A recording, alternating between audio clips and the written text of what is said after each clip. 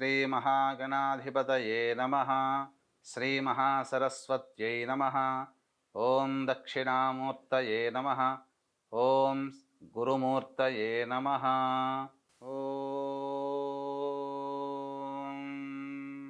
जातवेदसे सनवामसो ममराति यतो निदहाति वेदः सनः पर्षदति दुर्गाणि विश्वा नावेव सिन्धुं दुरितात्यग्निः तामग्निवर्णां तपसा ज्वलन्तीं वैरोचनीं कर्मफलेषु जुष्टां दुर्गां देवीं शरणमहं प्रपद्ये सुतरसि तरसे नमः।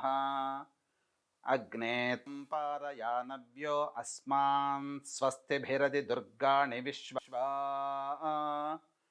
पूश्च पृथ्वी बहुलान उर्वी भवातोकायतनयाय शम्योः विश्वानि नो दुर्गः जातवेदस्यन्धन्ननावादरितातिपर्षि अग्ने अत्रिवन्मनसा गृह्णानोऽस्माकं बोध्यविदा तदूनाम् पृतनाजितगुं सहमानमुग्रमग्निगुं हवेम परमात्सधस्तात् सनः पर्षदति दुर्गाणि विश्वाक्षामद्देवो अतिदुरितात्यग्निः प्रज्ञोषिकमीढ्यो अध्वरेषु सनाच्च होता नव्यश्च सत्सि स्वाञ्चाग्ने तनुवं पिप्रयस्वास्मभ्यं च सौभगमायजस्व भिर्जुष्टमयुजो निषिक्तं तवेन्द्रविष्णोरनुसञ्चरेम नाकस्य पृष्ठमभिसंवसानो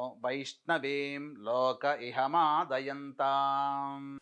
ॐ कात्यायनाय विद्महे कन्याकुमारि धीमहि तन्नो दुर्गः प्रचोदयात्। ఎన్ని నిమిషాలు వచ్చిందండి?